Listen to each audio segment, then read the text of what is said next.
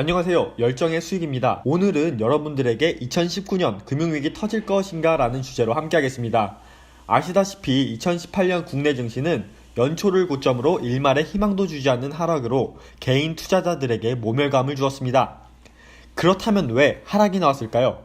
2018년도 연초 수많은 전문가들은 2월에 조정이 나왔을 때 코스닥 벤처펀드 정부 정책 활성화 방안으로 반등이 나올 것이며 잠시 쉬어가는 구간이다.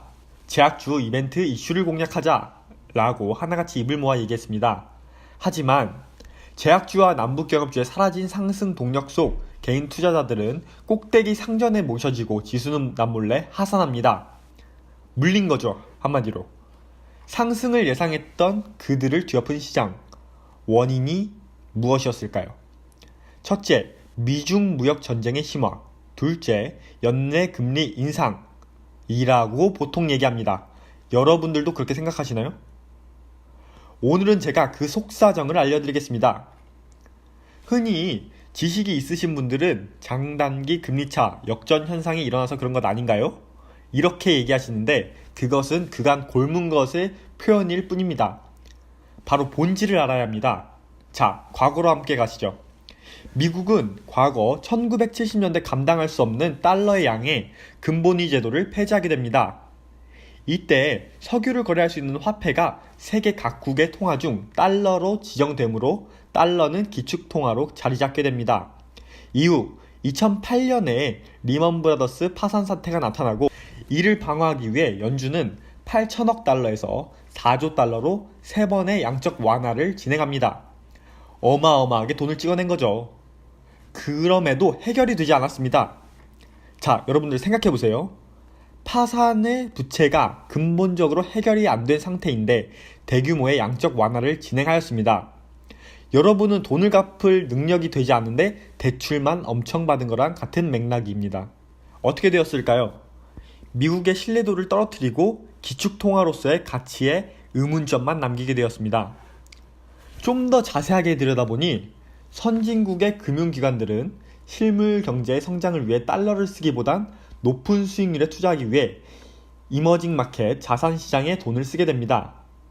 또한 공교롭게도 투기 등급 직전에 BBB 등급을 구성하고 있는 미국 기업들에게 돈이 들어가게 됩니다. 무려 2조 4,700억 달러죠.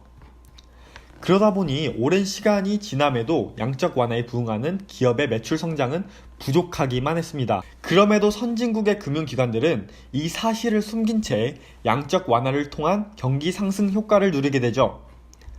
문제를 해결하고 했던 정부의 양적 완화 정책은 금융기관들의 잘못된 선택에 의해 오히려 혹을 키웠습니다. 그 이후 경기 확장기의 물가 안정과 달러 회수를 위해 연준에서 금리 인상을 진행하게 되는데요. 하지만 이미 엎질러진 물입니다.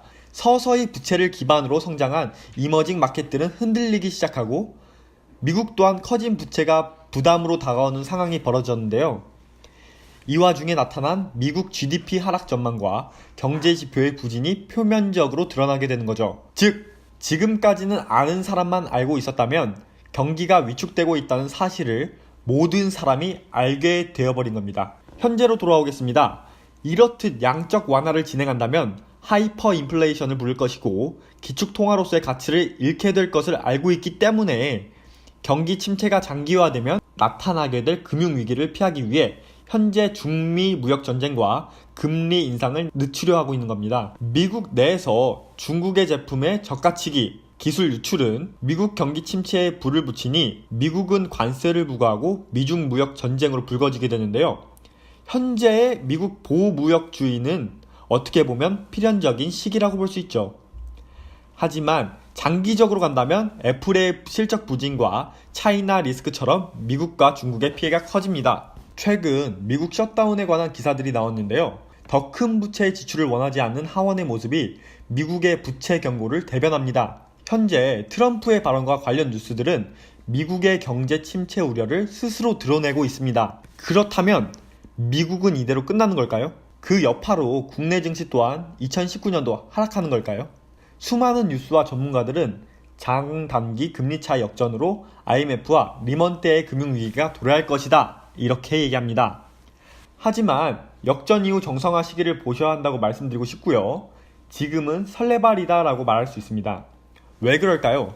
아직까지 미국은 달러와 유가를 컨트롤할 수 있는 능력이 있습니다.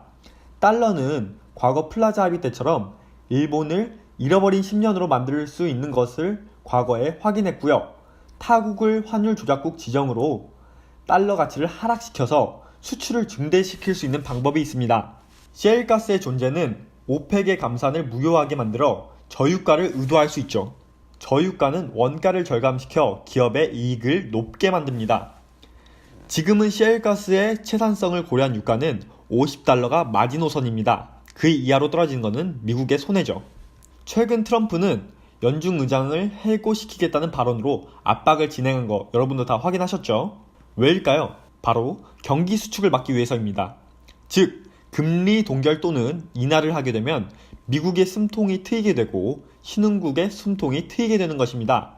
저달러, 저유가, 저금리를 통한 경기 안정은 금리 위기의 폭탄 시계를 연장시킵니다.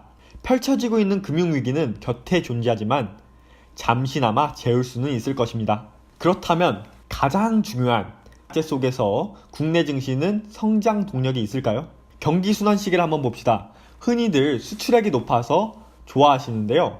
하지만 반도체 디램 수요는 현저히 감소하고 있죠. 광공업 생산지수와 설비투자지수도 마찬가지로 반도체 시장의 수요 포화 이후 부진 영향으로 하강이 나오고 있습니다. 소매 판매액 지수와 서비스업 생산지수는 최저임금 인상으로 자영업자와 사업자의 목을 죄고 있죠. 무분별한 건설의 피해로 건설 기성액 또한 이제 하락하며 부동산 대출 규제에 제한된 수요와 넘쳐나는 공급이 부동산 시장을 하락 또는 양극화시키고 있습니다. 현재 대한민국의 경기 또한 침체에 존재합니다. 해결책은 기업의 성장과 정부의 정책에 달려 있습니다. 그 전까지는 하방 포지션이 맞다가 유효하고요. 만약에 남북 통일이 되면 코리아 디스카운트 해소는 물론이고 무한한 GDP 성장과 기업들의 신먹거리가 존재할 것입니다. 하지만 안타까운 점은 실적 가시화는 적어도 통일 이후 수년이 걸린 뒤입니다. 우리는 지금 당장 경기 부양책이 필요한 시점입니다. 그 전까진 증시의 하락은 무시할 수 없어요. 오늘은 여러분들과 현 증시의 하락 사유와 위기가 정말 찾아올 것인가를 알아보았습니다. 결론을 말씀드리자면 당장 찾아오기는 힘들다.